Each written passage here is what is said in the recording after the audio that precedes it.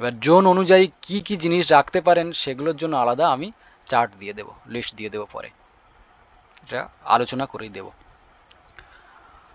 WNW West north West,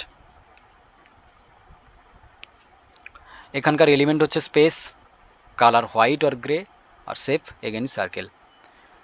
তো W6 আর W7 এই দুটো এন্ট্রান্স এখানে থাকছে, আর এর কালার যথাক্রমে ইয়েলো অ্যান্ড হোয়াইট।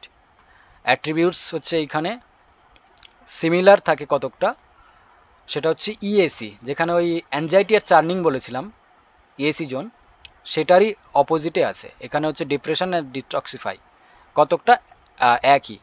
এইখানে প্রাচীনকালে যে তত্ত্ব ছিল সেখানে রোদন কক্ষ বানানো হতো, কেঁদে হালকা হওয়ার জন্য। রাজারা যখন যুদ্ধে যেত তাদের রানীরা এই রোদন কক্ষে গিয়ে, বা কোপ ভবন, রোদন কক্ষ বা কোপ ভবন বলা হতো, সেইখানে গিয়ে কান্নাকাটি করে হালকা হয়ে নিজের বেডরুমে চলে আসতো, নিজের যে মহল আছে সেই মহলে চলে আসতো।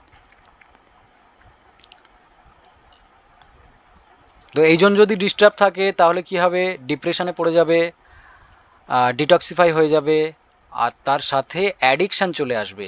এই জোনটা অ্যাডিকশান দেবে, হ্যাঁ, মানুষকে নেশাগ্রস্ত করে দেবে। এবার আরেকটা জিনিস বলি, অনেক বাড়িতে এরকম আছে যে নেশাগ্রস্ত মানুষ, মদের নেশা হতে পারে, বাকি ধোঁয়ার নেশা হতে পারে। তো বিভিন্ন রকম এই নেশাগুলো ছাড়ানোর জন্য রিকোয়ারমেন্ট আপনাদের কাছে আসবে, এটা মাস্ট, আমার কাছেও আসে।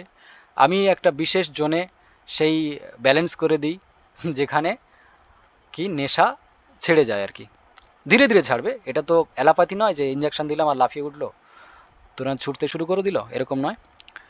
নেশা ছাড়ানোর জন্য জোন আছে, সেই জোনটাকে ব্যালেন্স করে দিলে হয়ে যাবে, ওটা ব্যালেন্সিংয়ের সময় বলে দেব। এইখানে অবশ্যই ওয়াশরুম বানানো যায়, আর ওয়াশিং মেশিন রাখা যায়।